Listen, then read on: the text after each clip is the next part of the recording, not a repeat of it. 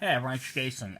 So for today's unboxing component video, we're going to do Betrayal at the House on the Hill, 3rd edition. I specifically mentioned that because I do have 2nd edition as well. I will do a alternate comparison video to show off the differences between the two, so you can decide if you own version 2, you can decide if you want to go. I don't own the 1st edition, so I can't do a comparison that way.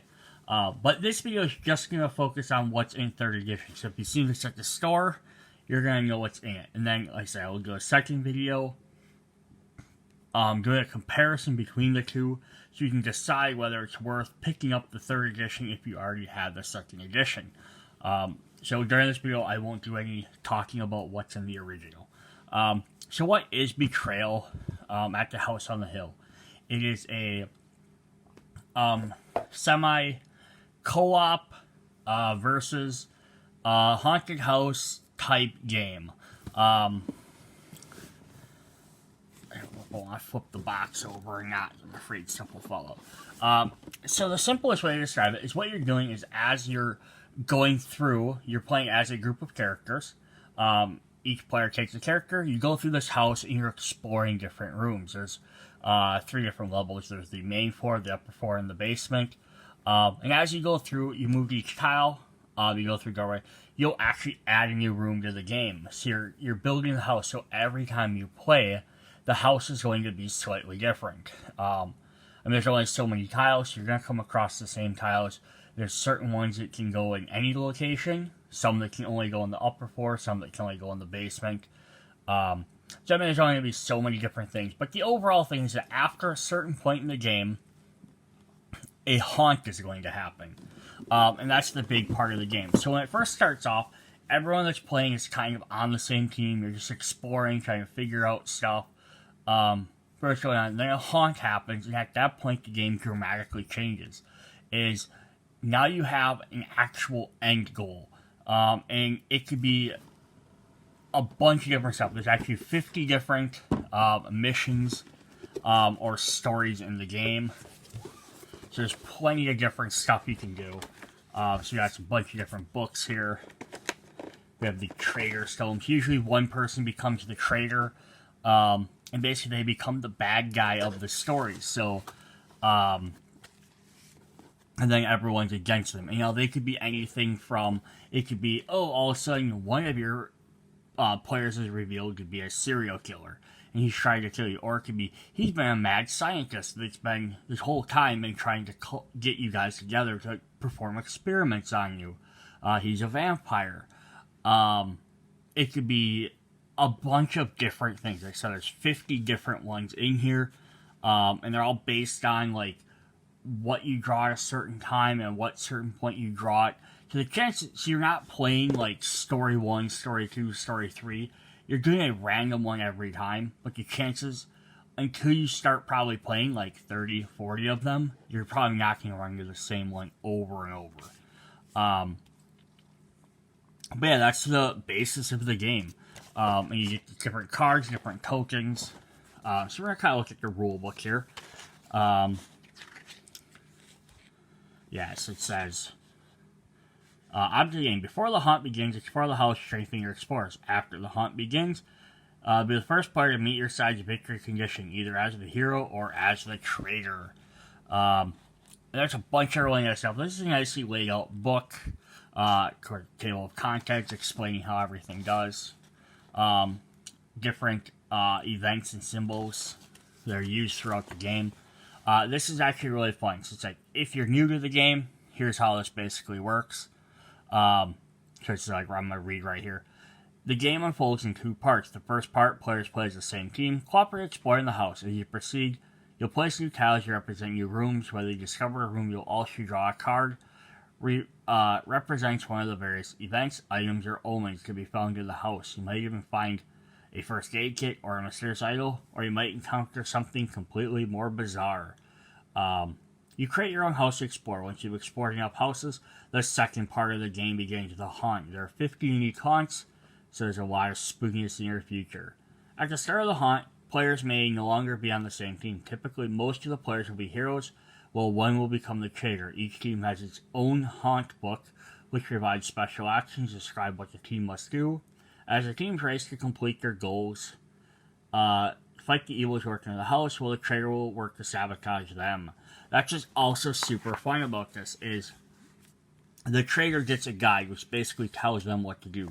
So, like, example, if they're a mad scientist and they're trying, like, I have to get a body, like, I have to get one person, one of their bodies, to this specific room and perform this action to create my monster. The other players don't know that's what the person's trying to do. They'll know, okay, our third player now, is now the bad guy. They'll know that he's the bad guy, but they won't know specifically what his objective is. They might know, okay, crap, now we know he's the mad scientist that brought us here, but they might not know why, or what his objective is, or where he has to take the body. And as you're playing through, they might start realizing that, where he starts dragging your body along. They might, okay, he's trying to capture us. But for what? What purpose? Does he just need to take us to this room and then he wins? Does he need to get all three of us? We don't know. And that's the thing, is the secret. These guys also have something. They're gonna have a victory condition, which theirs just might be, all we have to do is kill the mad scientist. Where there could be a different haunt where it says there's a ritual going on, and the traitor's trying to perform sacrifices, needs to light 5 candles in different rooms. All these guys need to do is snuff out these 5 candles, or whatever, and then they win. It's just a bunch of different stuff there. So this is also cool, though. So here's, like, the list of stuff that has changed if you've played the old one. So I'm just going to kind of hint on this briefly. Again, I'm going to do a full comparison. But a couple of things that's changed is scenarios are a little bit easier to figure out. There's a little complex board before. Same the haunt roll, they made it a little bit easier. Overall, that seems to be the idea. You can't steal items with some new terms. Turns on differently when you explore. Just a couple of different things. Again, I'm not going to go through all this. But like this one here, all actions are considered open information. So if you do something, like I'm the mad scientist, and I go to a room and I perform an action, somebody will be like, what did you just do? He'd be like, oh, I flipped this switch, which starts up a generator. He has to tell them what he's doing. He can't keep that stuff hidden. If he doesn't want them to know that he has to start a generator in the basement, then he shouldn't do it yet. So this is kind of a neat thing. So here's all the different components. There's a ton of stuff.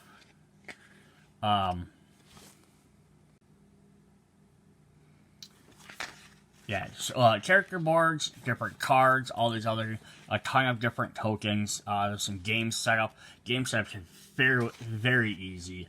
You stack cards into the event, item, omens pile. You have your rooms, some reference cards here. You set your characters up, and set all the books and stuff kind of off to the side. And then that's where you start. And then you just go ahead and start playing. And then as you go through, more and more stuff will get revealed and added. I'm not going to spend a ton of time going over each of these cards, because each of the different things, we'll look at them when we get into actually showing off the components. But it does a good idea of showing how, what all the different stuff does. There's some different dice and how those work. And how to play, stuff you do before your turn. You can move around, you can trade items, and you can use special actions. Very easy there. Discovering room tiles. When you enter a new room, you find a corresponding room that goes with it. Doors have to go together. Find different cards, and then you can end your turn. And then after the haunt begins, and now here's where this is kind of fun. There could be no traitor. These haunts are going to have a traitor. All the players work together to survive. So there can be full everyone works together. There can be one traitor, that I think is a majority of them. There can be a hidden traitor. And these haunts, the traitors are games not known to all players. And explorers are permitted to attack each other. The hidden traitor is found in the survival secret. So something might pop along later that then creates a traitor. And then there's free-for-all, where everyone has to kill each other. So it's kind of cool. And the little scenario cards will actually tell you what it is. how to attack. You can attack through multiple rooms if you have like a ranged weapon. This is actually really fun. So in the haunt book, like here's just an example of the haunt. It's gonna break everything down into different books, into different things. And now they're the same. So one's survival for the heroes, one's for the traitor. And the information's laid out very much the same, but some has information the other one doesn't have. Some guys have monsters. But it lays it out nice and color coordinated too. Which is fun. There's some other different little things in there. One here thing just to kind of point out is that, again, I want to spend a ton of time on all of this stuff. But reluctant traitors. Being evil is a big responsibility. We understand some games players designated the role of traitor may be reluctant to take on the role. That's okay. In that case, another player may volunteer to be the traitor instead. If there are volunteers, swap location to the two explorer figures and pass the card to the triggered Gahan to the volunteer. So this is basically like, I'm playing a game, and I've played it, 6-7 times, and I'm starting with the brand new players, who don't play a lot of board games, and we end up with the reveal, my friend ends up becoming the traitor. They're not super familiar how to play the game, overall everything else, so I'm like, okay, I'll be the traitor, you guys cannot. And then that way you get more of a feel like the first time. I kind of, in some extent, I kind of wish there was like a tutorial mission, which was like maybe a little bit shorter. There was something that activated the haunt like after a few turns, like just so that when you're first playing with people, they get the idea if someone had to jump in and be a traitor, like the game's it's like a 15-minute game. Versus like, hey, you only play these specific room tiles, this triggers, and then you can kind of do that. That'd be a little bit more fun for beginners, and then you can go into that. That'd be the only thing I wish they would have added. And then you can actually die in the game. If you die, you're dead. Pretty much easy. Then there's these character descriptions, which play absolutely no real part in the game. They're just trying to kind of flesh out if you want to role play your game a little bit more. There's 2 versions of each character for each color, just so you have some different options, and then there's some indexes. Alright, we're going to look at components, and then we'll kind of do a brief look at the guide. So here we have all these big tiles or sheets. So we're going to have all these different rooms, which we'll look at them a little bit closer in just a sec. But we have a bunch of them. So there's plenty of rooms. Then we're going to have all our regular tokens. So we're going to look at some of those tokens here quick. I'm going to pop out one of these characters, and we're going to take a closer look at your player board. Alright, so this is the red player. Red player is acknowledged by the fact that they have a red base. These bases do come off, so you can put them on different characters if you'd like.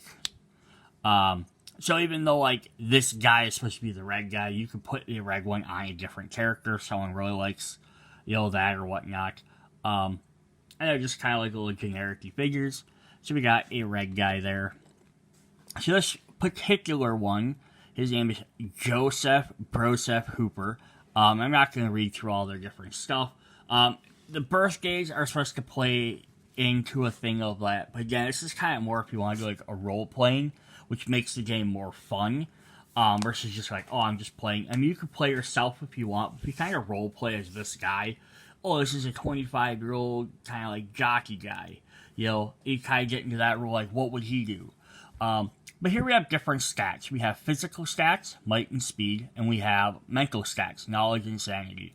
And then everyone has a bunch of these little numbers on them, and then a skull at the bottom. If you hit a skull in any of the 4, your character is dead.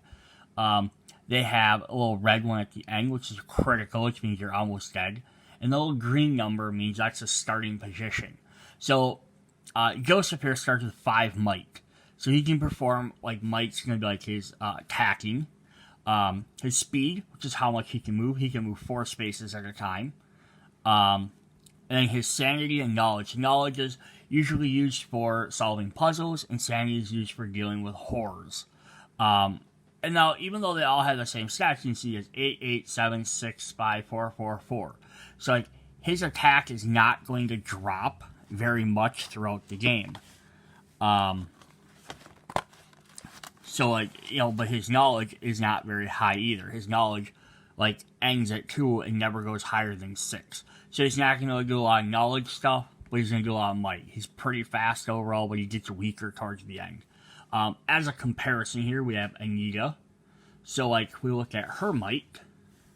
She has 7, 6, 5, 4, 4. So she kind of hits into the 4s about in the middle, but she never gets as high. But her might also drops way down to 2, so she's never going to be able to do as physical as stuff as Joseph does. But then if we look at her knowledge goes all the way to 8 and never goes below 4, where his goes from 6s to 2, so it's kind of almost the opposite. You can see their sanity's about the same. You know, 6, 6, 5, 5, 4, 3, 2, 2, and his is 4, 4, 3, 2. Just a little bit better sanity, and then her speed, you know, they're about comparable as well. I see she has a little bit better speed towards the end. She has a 4, 4, 3, 2. He has a 4, 3, 2, 2. So just a little bit differences there. So if you ever take physical damage, you lower one of your might or speed stats. And if you take mental, you lower knowledge or sanity. You can kind of split them up.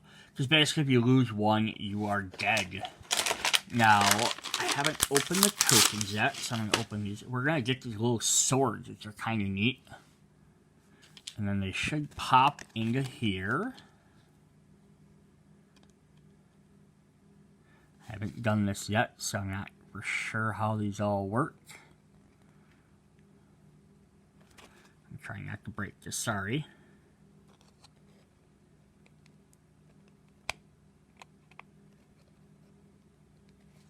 Alright, so then they snap on there like that. And this is, so they kind of pink and they kind of slide around. So it starts at 5, so if he gains a bonus, this will go up 1.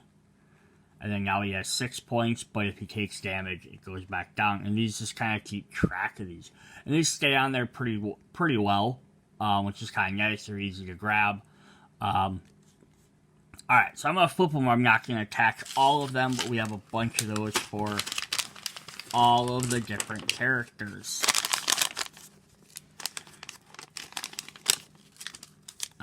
Alright, shall we? Because you can play with every character at once. So on the other side, he has Oliver Swift, who has just some different stats and stuff and different things like that. And now you can see his stats are different. So like he has his might is 7, 6, 6, 5, 4, 3, where his was 8, 8. So it's kind of even neat. So not only do you actually get 6 different characters, you actually get 12, because you get each character has 2 different sides. So I'm just going to kind of flip through the last of these characters quick. Not going to spend a ton of time on him, but we have the yellow character, which is our little girl. So if you want to play as the little girl. So this is Anita Hernandez, or Hernandez, or Isa Valencia.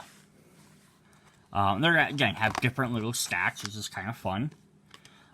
We have Blue, which is our adult woman. So we have Persephone Puri. So there's hers. She's carrying a book with a candle. So the other guys had flashlights, which is kind of fun. He had one guy a flashlight, one has a lantern. Or you can play as Stephanie Richter. So there's our other blue character. We have Jaden Jones, our boy child, who's green.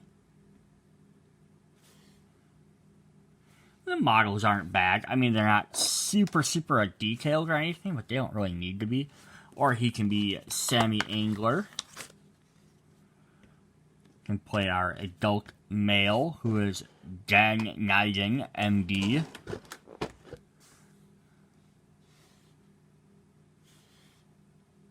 And now the thing is, each artwork is a little bit differently, and each model only really represents one of the two. So this one more represents Father Warring Lung.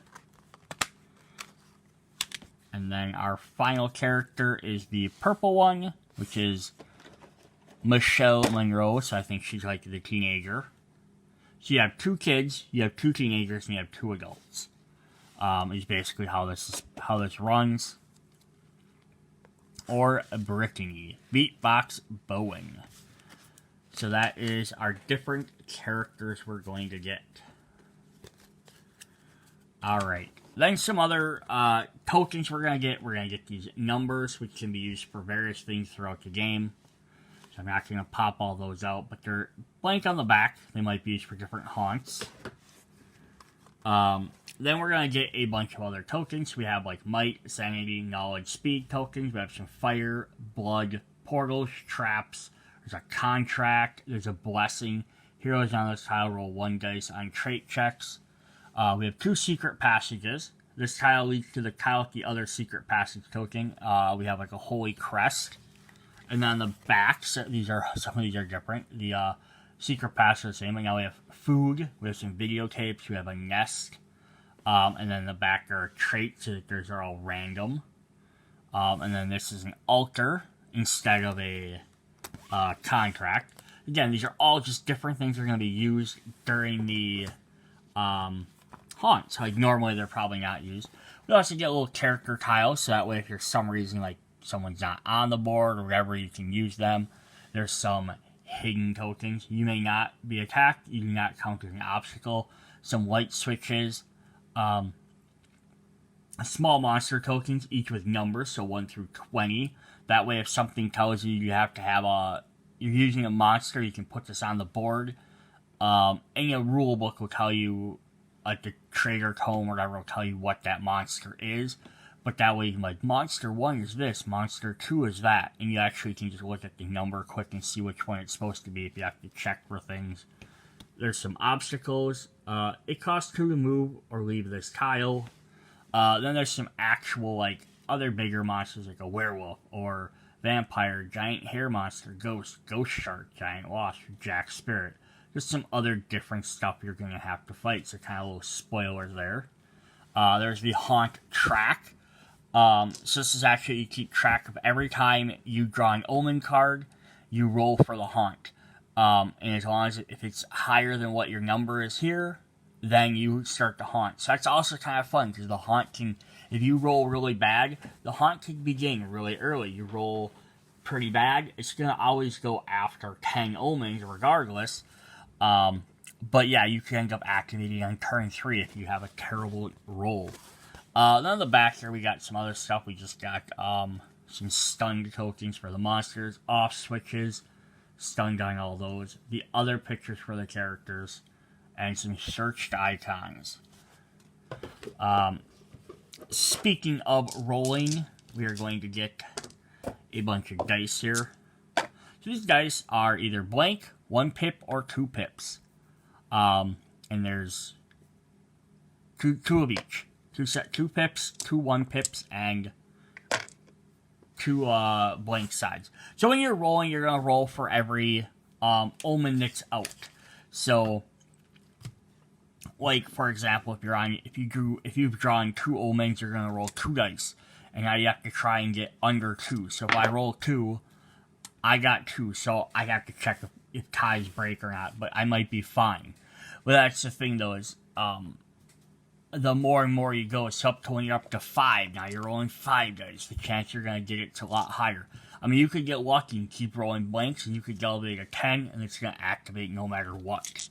So that's kind of fun there. There's other little things. You do attack, and you roll dice, too, for attacking and stuff like that. Alright, so then what we are going to do is we are going to look at all of the room cards, or tiles, here, and then we will jump into the cards. So I want to start with the perma ones here. I'm going to pop all these out. Alright, so we got a permanent one here. So this one's always out. It doesn't have anything on the back. This is your starter token. So it has a little picture on here. It's going to show where it, what the location is. So if I look at the back of a different one,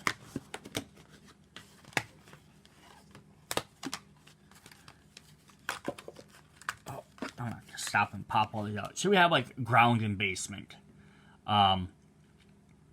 So that's just showing 2 of the different ones. And this is, I think, is also showing it's like a starter tile as well.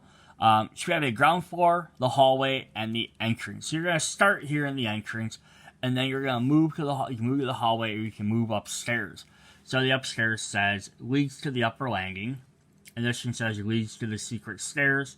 So you have options. And then now there's these doors on the side. This is how you link your tiles there. So if I start my grand entrance and I want to move up to this door, I'm going to draw from a pile on the back. So this one says basement or ground. So I can put it in either floor. So I'm on the ground floor. So I drew this. I drew a gymnasium. So all I do is match one of these 2 doors to one of that door. So I can put it this direction. And then now my characters can go up through here. And then out this door. Into this room and find that one. Or I could put it this direction, and now they have to expand out that direction. But now it blocks off this way. So you have some different options. And then like the gymnasium itself has a special effect, which we'll look at in a moment. So yeah, there's different ways to get it. So that's how the rooms are always going to be different. Then we also have 2 other starting tiles. We have the upper landing, which is going to have an L on there. It says leads to the ground floor. So this gets you to go upstairs if you want to start discovering upstairs. And then once you get up to here, you can go any of the 4 directions because it's a brand new area. And then we have the basement landing, which, now if you noticed, there's no direct path to the basement. You have to find a path to start into the basement. It might be a secret staircase, might be a chute, might be like some stairs that go down to the basement. But just right off the bat, the house does not have access to the basement off the beginning of the game. So that's it. I'm going to pause quick, pop all these tiles out, and then we'll go through them. Alright, so I popped all the tiles out.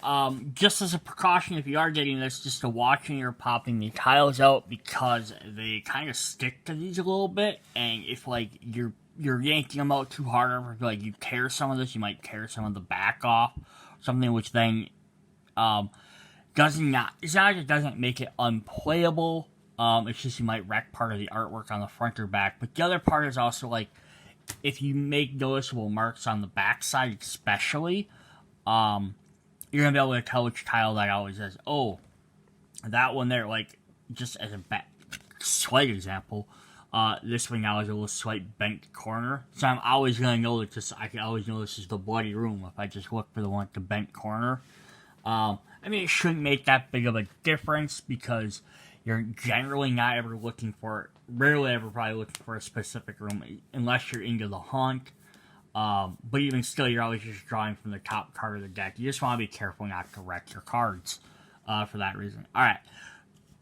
So now there's 3 different things, so they can be worked for the upper, the ground, or the basement. There are 42 different room tiles, not including the base 3 that we already looked at.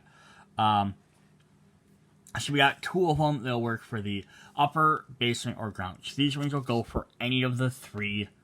This is the Mystic Elevator. I'm going to zoom in a little bit better. So just when you enter it, says... 1 second here. It says, once per turn, when you enter this tile, you may... there we go. You may roll 2 dice. Move the Mystic Elevator to an open doorway on 4 or higher, any region. 3 upper floor, 2 ground floor, or 1 to 0 basement. So this lets you move that one around. This is kind of a fun one. It just goes to any different room. The other one we have is the Cramped Passageway. Doesn't have anything special, just go forward. Now, it does have this symbol on there. So, if you play this, you are going to then have to draw one of those cards, and this is an event symbol. So, if you access the space, you put it down, and you draw an event, and you do whatever the event says. This activates the secret elevator. And this is how you get different cards. Now, this only happens the first time you move to an area, and you reveal the tile. So now after that, every other time someone walks through this cramped passageway, it's just another tile. But also when you enter a room for the first time, it also ends your turn. So your first turn is generally going to be either moving to a brand new room or moving like through the room someone else created into the next room. And you're going to do that for the first turn or 2. And Galactic, I could get there, but then that's the whole thing, is the more rooms you discover, also will make the haunt a little bit easier. Because if you only, let's say you only discovered 10 rooms versus 20, that's that much less space you have to maybe get away or hide from the bad guy trying to get you.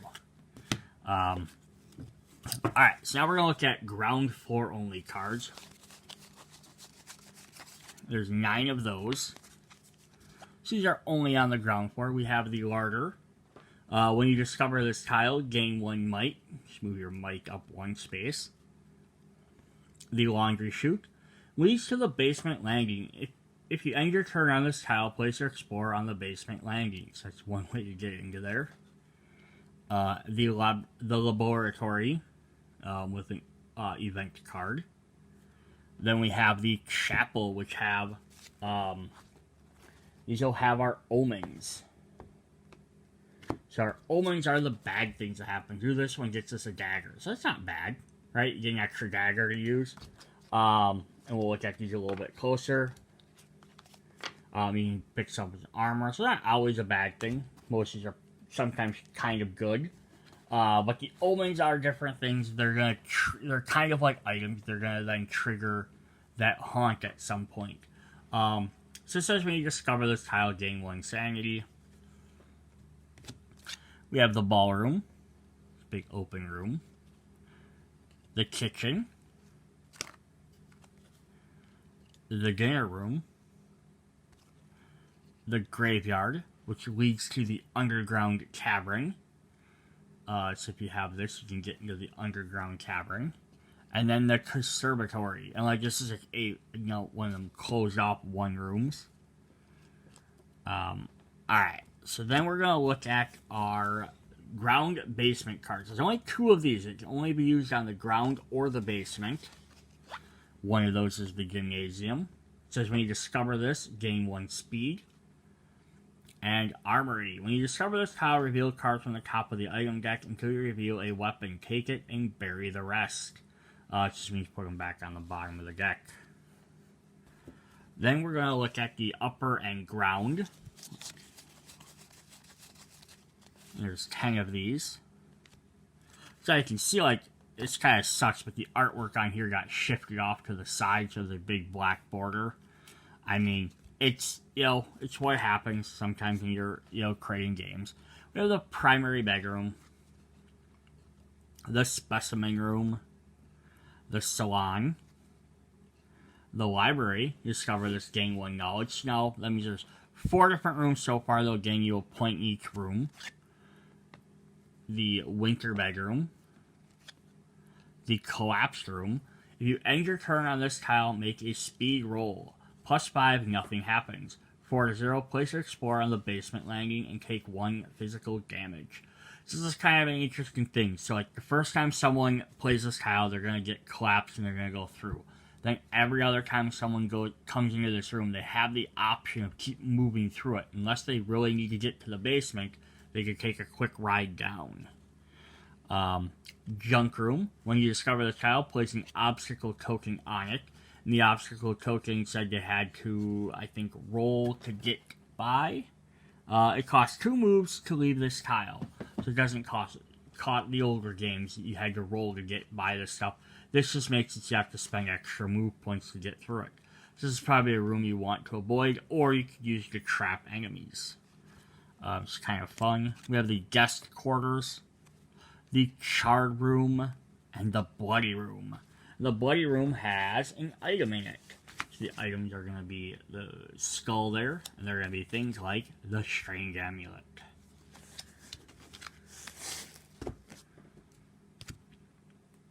Alright, then we have ones that can work for the upper or the basement. And we have 1, 2, 3, 4, 5, 6 of those.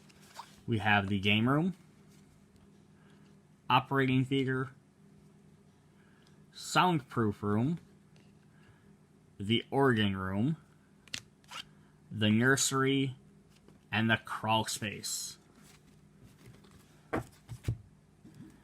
Then we have 4 things for the upper. for the upper only, so this is not conservatory, observatory, the statuary corridor, the tower, and the gallery, which leads to the ballroom. And then finally, we have basement only tiles. 1, 2, 3, 4, 5, 6, 7, 8, and 9 of those. We have the panic room. When you discover this tile, if the secret stairs has not been placed, place it in the tile stack. Find it in the tile stack, place it in the basement, then shuffle this tile, and shuffle the tile stack. Blech. We have a ritual room. There's some secret staircases. Leads to the hallway, the underground lake, the underground cave leads to the graveyard. We have the vault, which gets you 2 items. The furnace room. If you end your turn on this tile, take 1 physical damage. The catacombs, and finally the chasm. So a bunch of different rooms there. Alright. We are going to now look at the cards for the game. So we have a couple of different ones here. We have some reference cards, of course. Whoops. Sorry.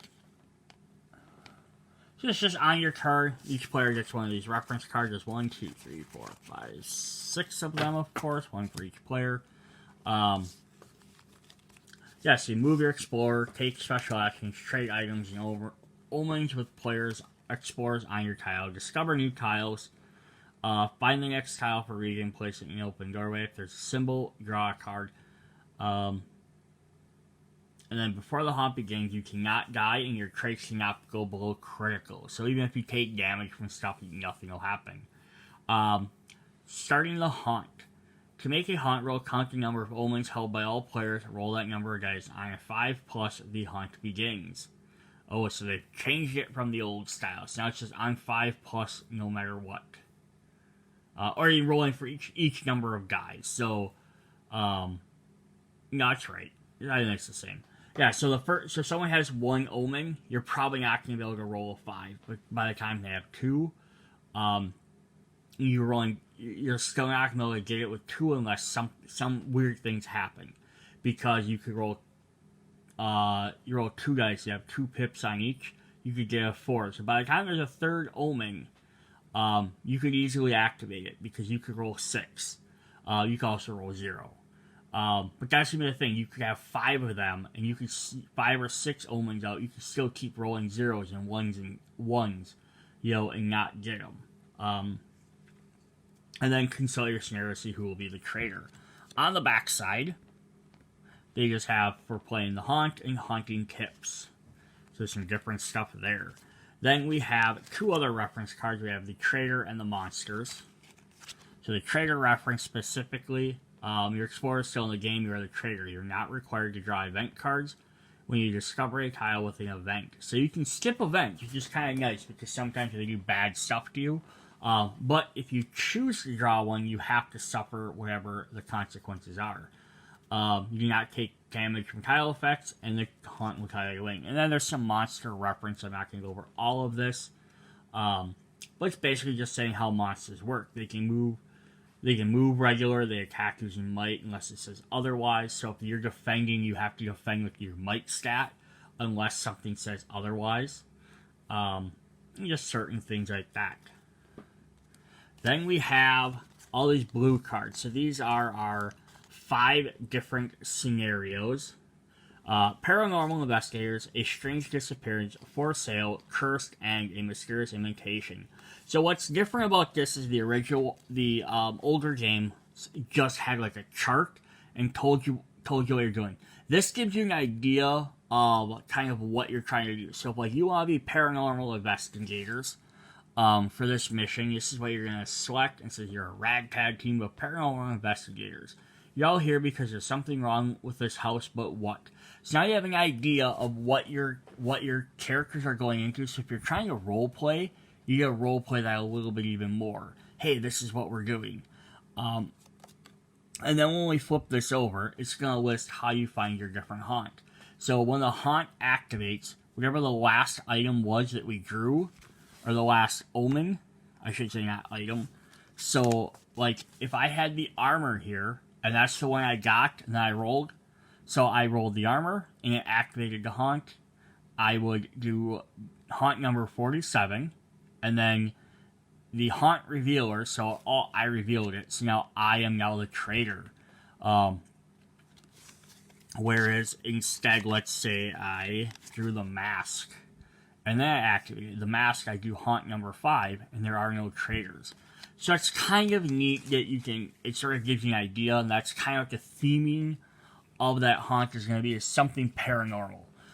So probably not going to be fighting a serial killer in there, maybe. Probably going to be fighting some sort of ghosts. We also see then, these are going to have lots of haunt revealers. So we then have a mysterious invitation. Each of you received a mysterious letter inviting you to this house. You're beginning to regret the choice you made accepting this invitation. So this could be like some guy trying to kill you. This is going to be a lot of different things. So whoever the traitor is, and what makes this neat is it's not always whoever rolled the dice. I think that's how all the old ones almost always work. So it's like, oh, I have to roll the dice, I'm the traitor. So now it might be different people. So this could be a free-for-all. You have some down here kind of like highest might or highest speed. So it might even just be like, you might activate it, but it might be one of the other guys that has to be the traitor. We have cursed. You've all been cursed. You've got to find a way to fix things and fast. There must be something in this house that can break the curse. And then we're going to get a bunch of oldest character, highest knowledge. These are a lot of haunt revealers. We have for sale. This old house is a real fixer-upper, but the price is right. Some of you are prospective buyers, while others are here because the opening house has free food. The realtor looks glad to have any visitors at all.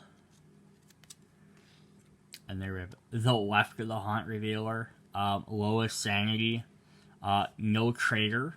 That'd be kind of a fun one. I think that might be one of the few ones there are of that. And then the last one, we have a strange disappearance. One of your friends has disappeared. Some amateur sleuthing puts their last known location here at this old house. And then there's a bunch of those. So what also makes this fun is because they have a different Betrayal game called Betrayal Legacy, which in that you're playing the same type of game, but in the Legacy style games, things carry over and persist, kind of like from game to game.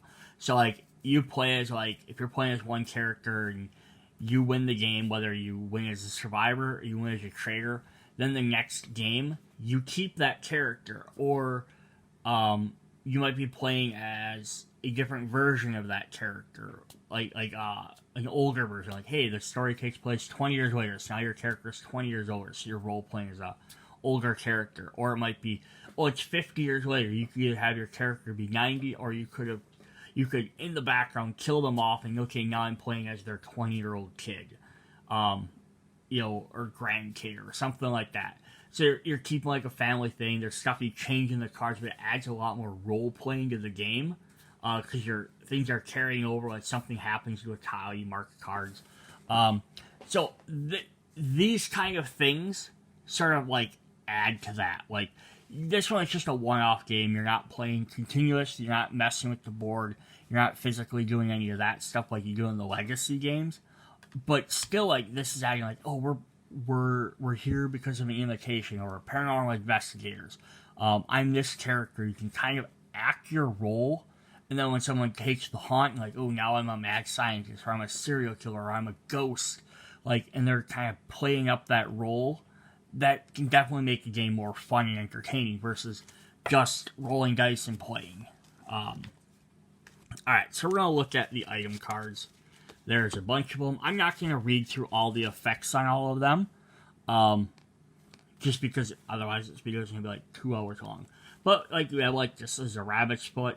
The little symbol there means it's a special action. It says once during your turn you may use the rabbit's foot to re-roll one die you just rolled. But there's going to be like italicized stuff with just flavor text. But we have things like Angel Feather, which lets you pick special dice.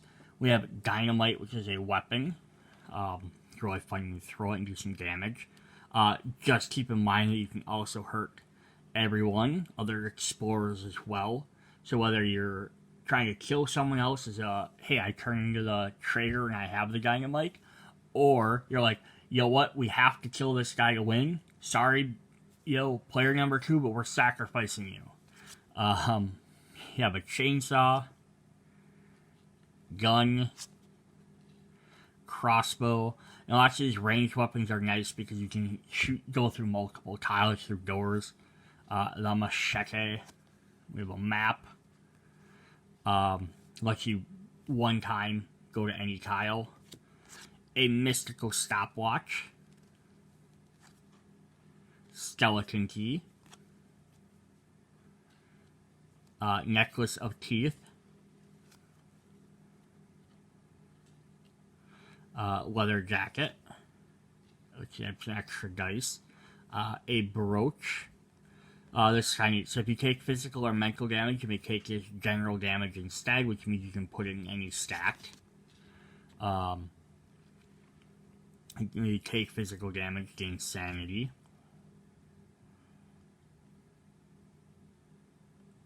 So it's kind of also, it says general damage applied to might or speed does not count. Or direct loss of might or speed does not count. So yeah, something that says reduces your might or speed by 1 doesn't work. Or if it's general damage, you can't be like, oh, I'm going to put that on my physical so that I can get that extra sanity. Like, you have to actually take that.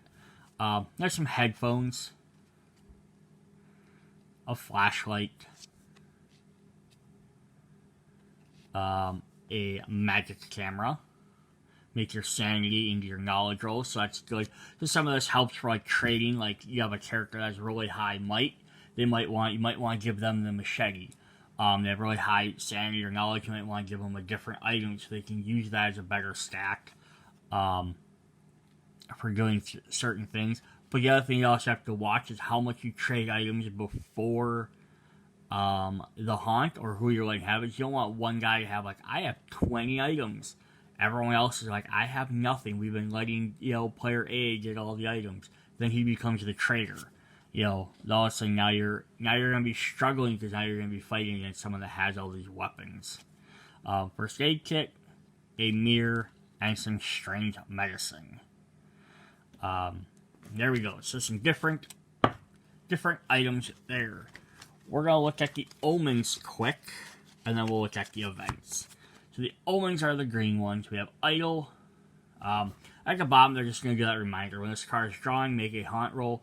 Ignore this roll if a haunt has already begun. So that you'll still be drawing these and discovering rooms after the haunt has begun. It's not like once the haunt begins, the house stops growing. You can't discover more. You can, just you have to keep in mind, though, that once you do that, you enter a new room, you have to stop. So if you're trying to run away from a guy, having to enter a brand new room and stop might not be the best alternative.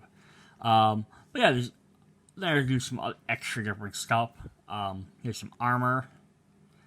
You take physical damage, reduce that damage by 1. Not bad.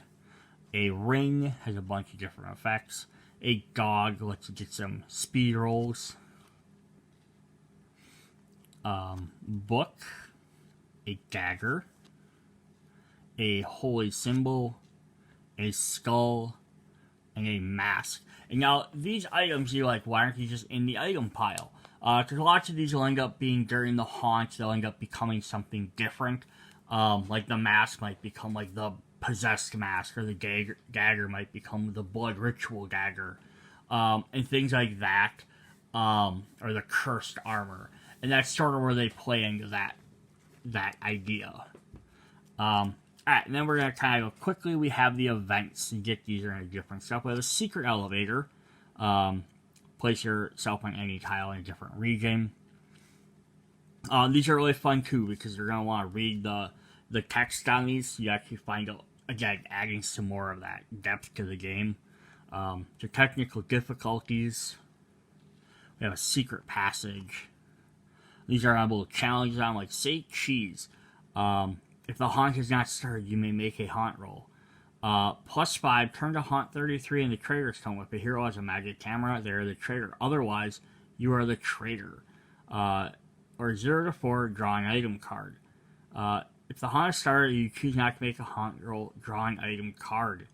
So it's kind of interesting. You could almost try and force a haunt to start if you'd like to early on. Like this in The House is Hungry.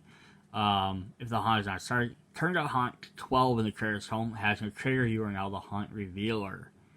Might or gain 1 might. You choose not to, you can just gain 1 in any trait. That's kind of neat. It's just an interesting thing you can do. It's not actually not you can do. You're forced to do it. You have to roll for this because there's different ways that the haunt can start different directions. We have an eerie mirror, a splash of crimson, a vial of dust, a bite. So this is one where it's not gonna have that. Something's happening. Something lunges at you and tries to bite you. Make a might roll. So again, this is where your red jock character is probably going to do a lot better than maybe like one of the little girls. Because they might not have as much might points. Because you roll dice equal to your might stat. So behind you, an eerie feeling. Spiders. Clown room. Nothing happens. It's creepy, but it's just furniture. Or take 2 mental damage. The lamp and chair begin to laugh at you. Ha ha ha ha ha ha. That's crazy. We have Poor Yorick. Wandering Ghost. The Stars at Night. Taxidermy. Burning Figure. A Funeral. Hanged Man. Phone Call. Jonah's Turn. A Moment of Hope. A Tiny Robot. The Deepest Closet. Jar of Organs. Severed Hand. Impossible Architecture. Forbidden Knowledge. Flickering Lights. Alien Geometry. Brain Food. Cassette Player. Dark and Stormy Night. Mysterious Fluid. A Full Cable. Radio Broadcast. Meat Moss. The Flowering. The Oldest House. A Cry for Help. Bat Out of Hell. And Creaking Door. So I went through the first couple, and there was a bunch that forced different haunts, but there's only them few out of the total. So it's not like this is happening all of the time. 2, 5, 6, 8, 9, 10, 11. 12, 13, 14, 15. So out of the 42 tiles, only 15 have events. So less than half. So again, you have to assume that not every single time you play this, you're going to discover every single room of the house. So therefore, you're not going to... So like, even if you discovered the house, you play the game 3 times, you discovered the house 3 times, you're only going to get to go through the deck less than half the event deck, less than half the deck each time. Because there's only 15? You're only going to draw 15 of these cards. You're not going to draw every one of these cards every single time. So that's the thing, is like, you play a couple of games, yes, you're going to start running over these, but you might not draw all of these. You might not draw 15 every time. You might draw 6, 7, 10, depending on what rooms you get, how many you explore. So that's kind of fun. You'll go through all the Omen cards most of the time, unless you get a haunt that does it, just because. But again, you might only go through half of these each time. And the same as items, you're not going to go through every item card every single game. So that's definitely one other fun thing there. Alright, so we have two more things I want to do before we end this video. One, here's the storage case. So I have all of the tiles under here. The figures all snap into their own little spots there. So they kind of, pop them in. They'll actually kind of hold in there. I didn't pop them all back in when I put them in. The dice can go in a little spot down here with all your cards on top of here. If I can actually put them in. We got all the tokens down in here. Put all our character cards. They kind of sit right in there. Those boards go on there. And then we can throw our instruction booklets right on the top there. All fits in there very nicely. So one of my issues with this, or my two issues, I guess, are going to be all the tokens are kind of just chucked in this bottom here. So now if I'm playing a game, I had the same issue just with second edition, is I need a monster out of here. I gotta pull all of these out. And right now, even my little tiles for these guys are underneath these. So unless I attach all them on there, and then I don't know if they'll stay in here, because which is sitting right on the top there. They might, if it goes up to here, they might fit. You might be able to leave them attached the entire time. They might be thick enough. Which that's fine then, but then it's still all the different tiles. If I'm looking for that secret stairwell, oh, there it is. Wait, I need monster number 3. Where's monster 3? Okay, here's a monster token. Oh, that's number 9. You can kind of see where the issue with that is. I kind of wish, I almost would like rather than these little things being held in there, to have at least if they're all stacked like this at least, like even just on the side, like in a little bin like this off to the side, like then they might have been a little bit easier to go through. Like, oh, here's these tiles, here's my monster tiles. I kind of wish for that. But that's here or there. You're not going to use everyone every time, so sometimes you just, beginning of the thing, you find it. I don't think you're going to, except for the secret tiles, you're going to generally have to dig for most of the rest of them. You can keep some of the others, but the monsters, I think once the hunt starts, you find it, then you're kind of done with them. The other little nitpick is, although all the cards fit here nicely, if you sleeve cards, I like to sleeve all my cards. They're not going to fit in here. First of all, unless they're really tight sleeves, which you probably will for this size card, they might fit in left to right, up and down, like this way. But the problem is, you're going to add any thickness in here, and this is not going to fit. Now, I mean, there is a gap in here, but the thing is, if it gaps up any higher than that, then they're just going to slide around. You might be able to slide a few into here or something, but I don't think it's going to be enough. So that's just a minor nitpick there. If you don't sleeve your cards, then it's not an issue. Alright, so I do want to do is, here's going to be a few spoilers, is we're going to look at the first haunt of one of these, just to kind of show what these are. So, here in our thing, it's going to remind you your set symbols. This is the survival guide for the heroes. It's going to show you what the different token references are, just as a reminder in case it mentions something, you know what you're looking for. And then, yeah, so we're just going to look at number 1 here.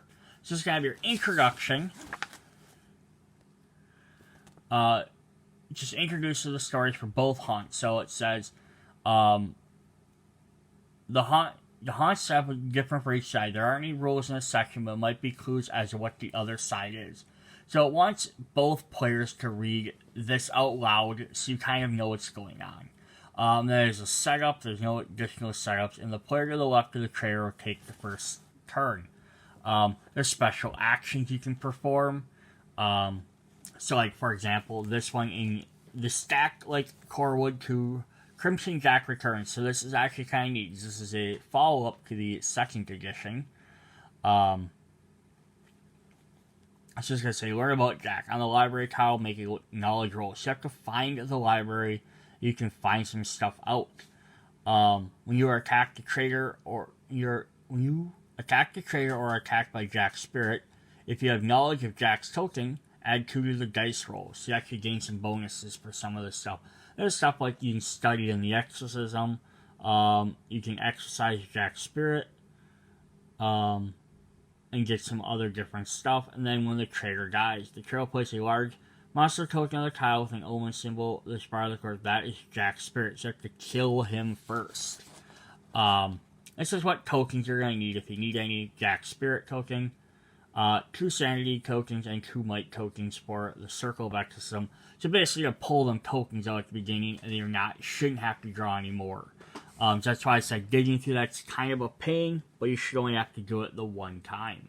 And how you win: kill the traitor to release Jack's spirit, exercise Jack. And then if you win, little extra thing you can read that kind of says you win. So now if we look at the traitor side of that. Again, we're going to go through, have all the different tokens. And then it's going to have the same stuff on this side. But there's a slight different stuff, of course. Is that, this will be the same. You win's going to be different. Introduction's going to be a little bit different. So like this one says your explorer is still in the game, and you're the traitor. Sometimes it removes your character, sometimes it doesn't. So just place the monster card to your left. The monster sometimes takes its turn instead of yours. Heal all your traits, gain 1/1, 2/2 in both your physical traits. So then it has, then the numbers are corresponding to the number of players. I believe that's what that is for. Just so basically, if you have more players, you're going to, it might be something different. I have to look exactly what it is. But yeah, so here's some different stuff. So stock the prey. It says if you die, start your turn. If you're dead, take the turn of Jack's spirit instead.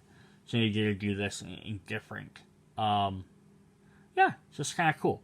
So there's different stuff like that. And now, if you can go to any of the other ones, and they're going to be very much the same. I'm not going to spend a ton of time on each one of these. I don't want to ruin stuff, but we have like this ring, nice ring to it, caught on tape. We're going to use the VHS tapes. These are different haunt ones. Haunt revealer. There's a lot of different ones here. Turn of the Fleshwood. Yeah, so all these different ones there. I'm trying to see if I can find like one of the free-for-alls.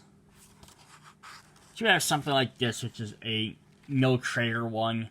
So different things. You have to remove different cherubs from the thing if you win, if you lose. And then if we look at the traitor's tome, though, so if we get to some of these other ones, don't want to spend time revealing any of these because that caught on tapes on there again. Catastrophe. Oh yeah, all these different ones. There's 50 different ones. I think there was, if you get one,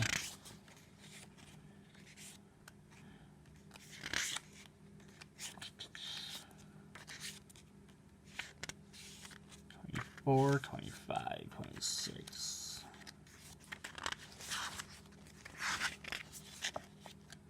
Yeah, so all of these are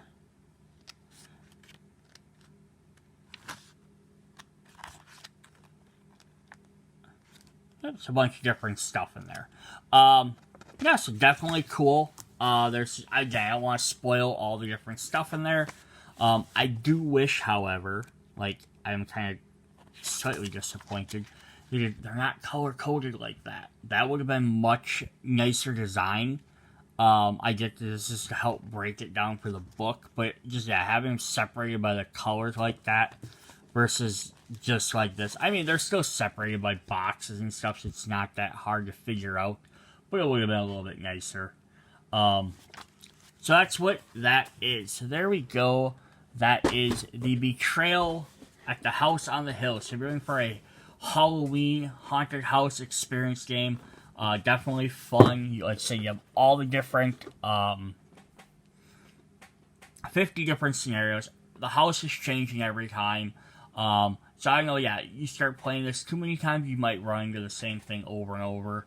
But you can always just even be like, hey, we've played haunt number 12. Let's just do haunt number 13 instead. I don't know how much of a difference that's going to make. You might have to like then pull certain cards and this and that out. But yeah, it could definitely be very interesting. So yeah, check out. I also do a comparison video with the second edition. So if you own that, you can decide whether it's worth picking up this one. If you just looked at this, you might be like, oh, okay, yeah, but like, or if you see second edition maybe on sale cheap, you can decide which is worth buying. I mean, I'm going to talk about what I think until I look at that video. Alright, see you guys later. Bye.